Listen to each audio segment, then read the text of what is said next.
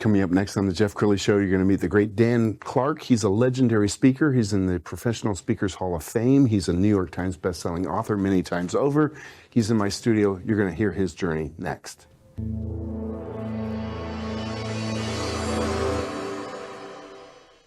Many are predicting that the worst is yet to come, which is unfortunate, said one person here. Until now, they've enjoyed the reputation of being the nation's icebox. Watched a burglar in his home this morning by webcam. As a journalist of over 25 years, stories are what make my world turn. Reporting live from the Dallas newsroom tonight, Jeff Crilley, Fox 4 News. But in 2008, I took the jump from my familiar life and started a PR firm from my home. We're talking about anyone with a camcorder like the one I'm using becomes a television network. We started slowly growing the company, and we now have over 100 clients, and we've branched into the world of live digital broadcasting. I now own 8 different TV studios and have a huge team, and the stories that I now get to share are sometimes the most important of my life. Life has a funny way of coming around full circle. This is the Jeff Crilley Show. Well, when you think about some of the most famous speakers on the planet, you think about people like the great Zig Ziglar, Les Brown, Tony Robbins, and Dan Clark is a member of this very exclusive club. He is in the Professional Speakers Hall of Fame. He's my friend. Dan, thanks for coming on the show. Thanks. What an honor. Every time I'm around you, I leave saying I like me best when I'm with you. I want to see you again. You're too kind. Well, we have mutual friends in Bill Wallace and Casey Haston, and you gave a speech this morning at, I think, 7 a.m. to Success North Dallas, which is incredible. And so you have refined the art of speaking, but I envy you because to give a speech that early, you have to really be on your A game because people are still getting coffee. They're waking up. Yeah, but Jim Rohn, one of my mentors, he's the one that basically said we become the average of the 5 people we associate with the most. And as an author, as a speaker, you have to add your 2 cents to those bits of wisdom. Yes. So I always say, which means we must be willing to pay any price and travel any distance to associate with extraordinary human beings. And if that takes 7 a.m., if that takes hopping on a plane and flying into Dallas to be surrounded by quality people like you and Bill Wallace and Casey Haston, that's just my pleasure. And it's something that we need to take seriously. We need to invest in ourselves. Gary Brecka, a dear friend of mine, the most famous biohacker on the planet, he's famous for saying, if you're selfish in the morning, you can be selfless for the rest of the day. Mm-hmm. And James Clear, I've been on the program with him a few times, his most famous book, Atomic Habits, he's the one that suggested that we can improve our overall performance if we just increase our value by 1%. Well, if you distill that, there's 1,440 minutes in every day. 1% of that is 15 minutes. So what are you willing to do? How much more could you accomplish in the morning if you wake up 15 minutes earlier than anybody else does? More importantly, what could you accomplish if you were willing to wake up 15 minutes earlier than you normally do? And maybe even tack that on at the end of the day. So the 7 a.m. has nothing to do with being a professional speaker. It has nothing to do with trying to inspire others because I get more out of it than they get out of me. And when the water on the lake goes up, all the boats rise together. There's not a better mastermind. There's not a better business development, business networking organization on the planet. And I've spoken to hundreds than Success North Dallas and the vision and wisdom of Bill Wallace, whom I love as a brother, as a mentor, as a business strategist, and Casey Haston, who stepped in. Nobody can fill his shoes, but to step in as the CEO and to just take Success North Dallas to the next level, it was easy because of the quality of human beings like yourself that they've been able to attract. We don't attract who we want, we attract who we are. So again, a long answer, a long comment to your easy observation, but time of the day means nothing. I would do anything to just spend time with you and to see your beautiful studio and Thank you. To hear your stories. It's so sad that I'm on this side of the microphone. At some point, I want to interview Jeff and get his story. That opening line, that opening preview of you when you were 11. That's pretty impressive. Thank you, Dan. You're too kind. Much more from the great Dan Clark in a minute. Let's go ahead and show his sizzle reel.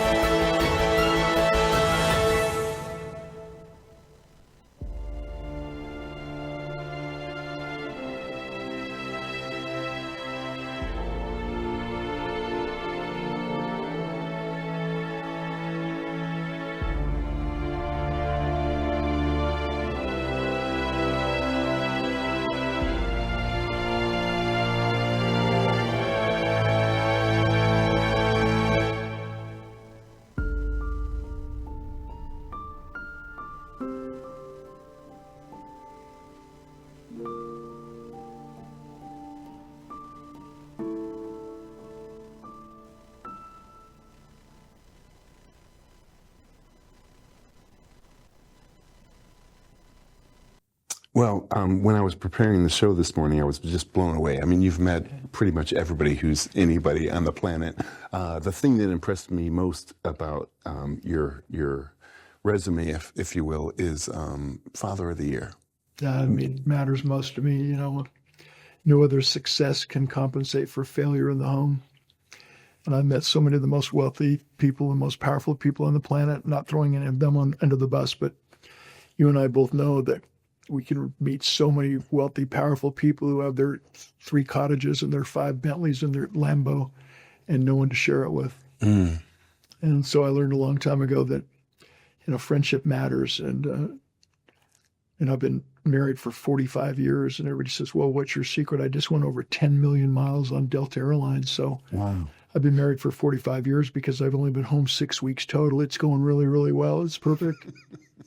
Anybody needs any super success, I got it down. Maybe just get a great travel agent. She loves me and I love her.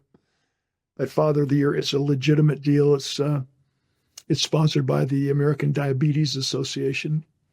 And so they select a Father of the Year in every state. And it's based on individuals, gentlemen who champion fatherhood, who champion, what it means to be a real man as a provider, a protector, a presider. Yes. Someone who honors the family, honors their faith, honors, women as our equal. Yes. Although we get their door.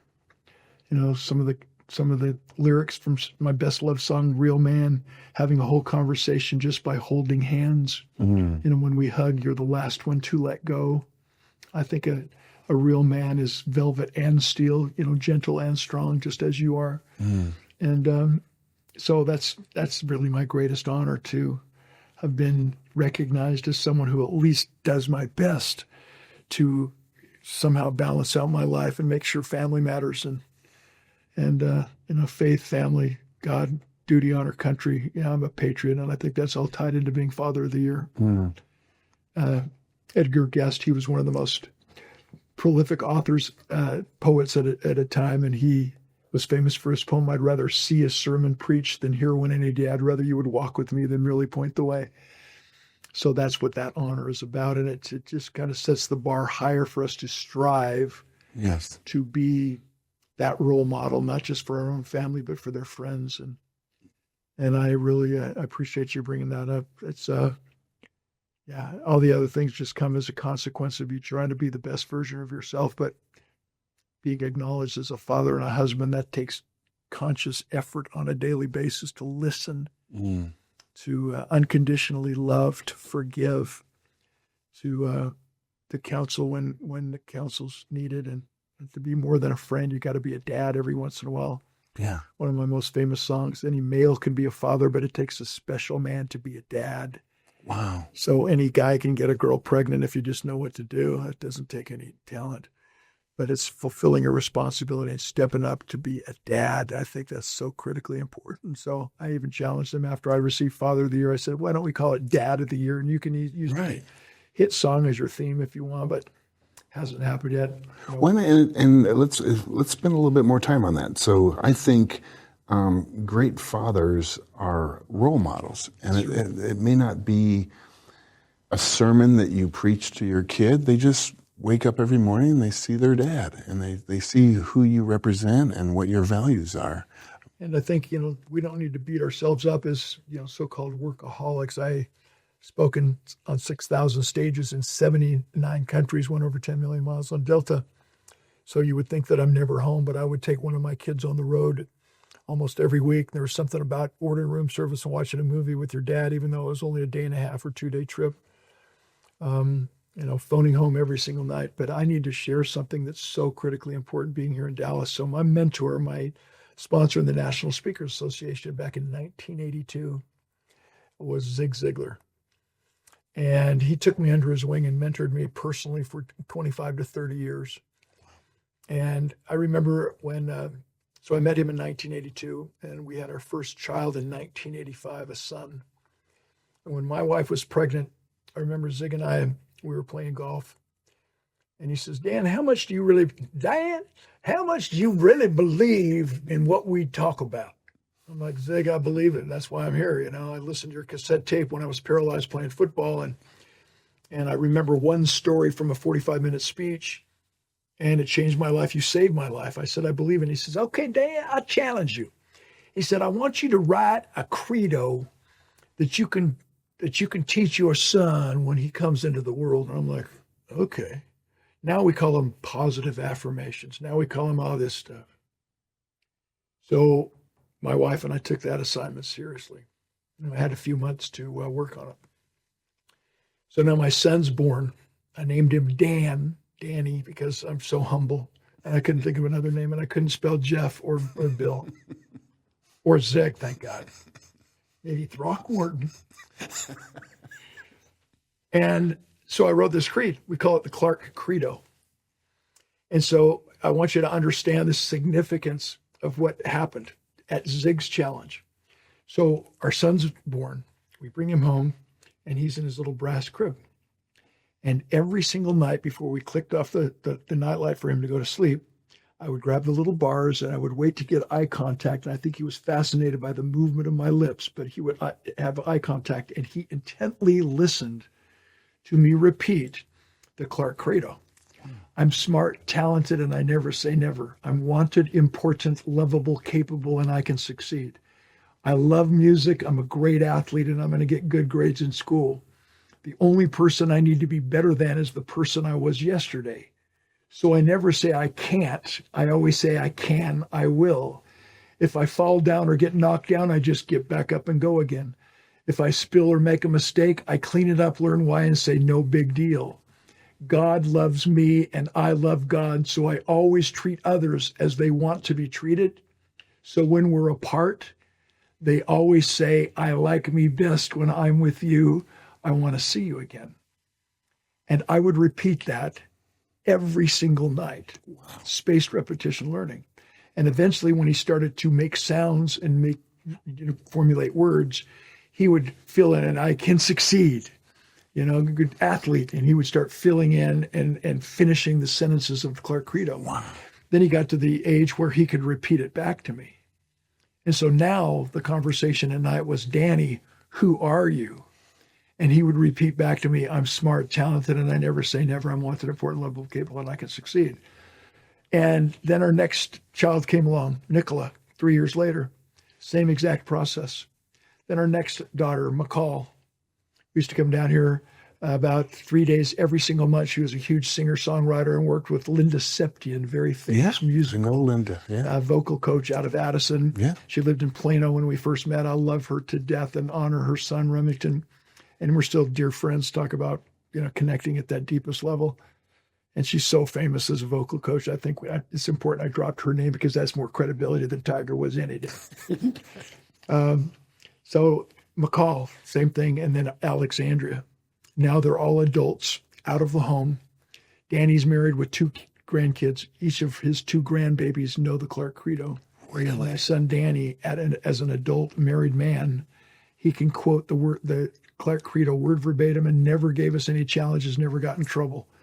Nicola, she was Miss Teen Utah. She's gorgeous. She graduated from the university in special education. So I brag on her because she has the beauty outside and the beautiful inside. She's that Casey Haston package, the beautiful soul.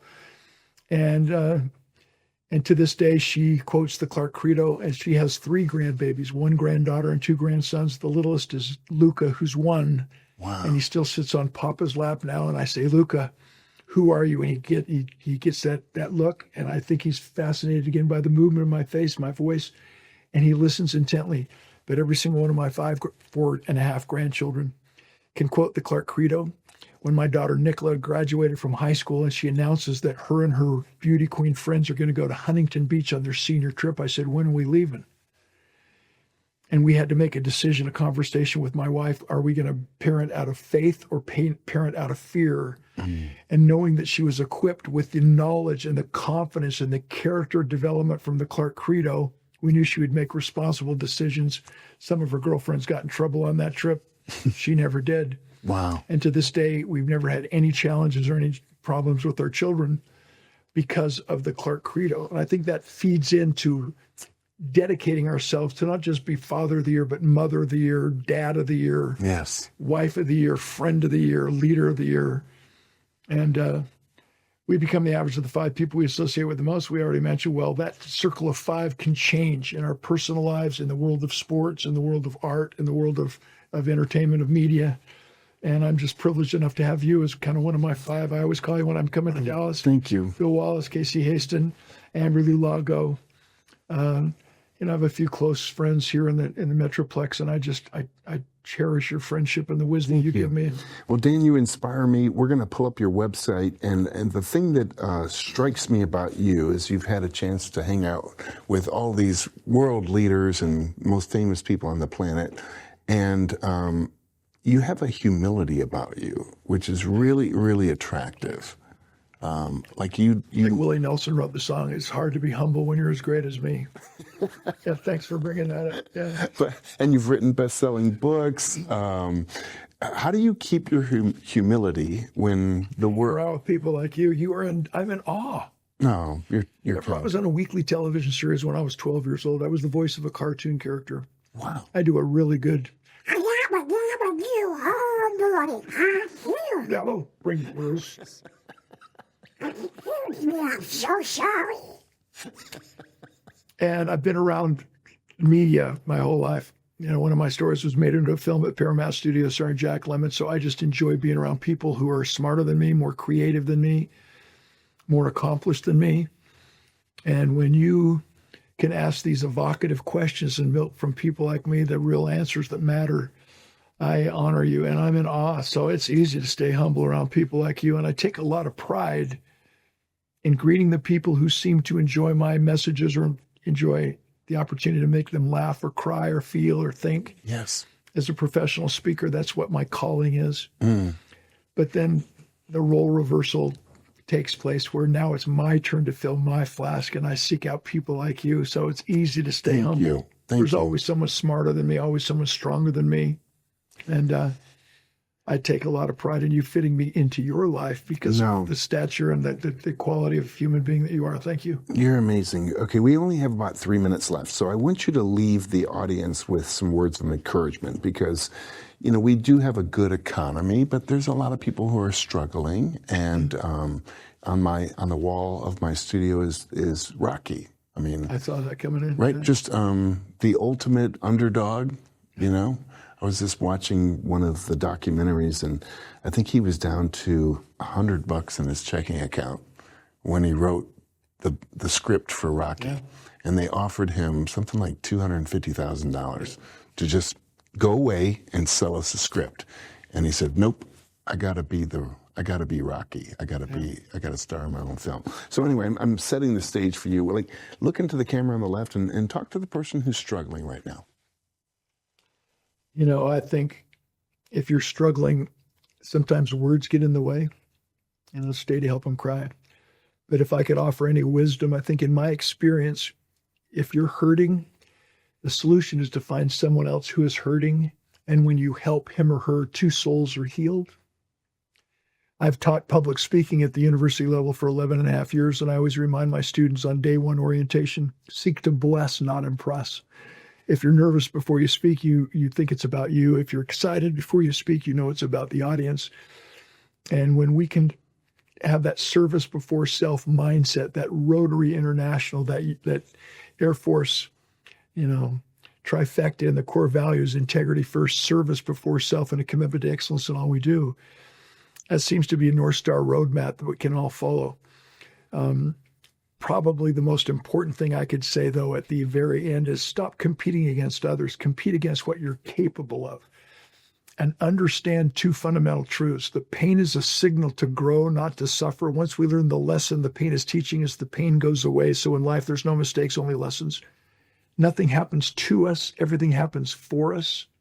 I was paralyzed for 14 months, 16 doctors, 15 told me I would never get any better. And now I admit publicly that that's one of the greatest things, one of the best things that ever happened to me. Not my paralysis, but who I became because of it. I thought I was a football player when in reality, that's just what I did. It's not who I am as a man. And when we identify ourselves in terms of what we do instead of who we are, we become human doings instead of human beings. Unacceptable if significance is what we seek. So stop competing against others. Find your why. Make sure your why is bigger than your why not. And understand that the last fundamental counsel, under pressure, you don't rise to the occasion. You fall to your level of training.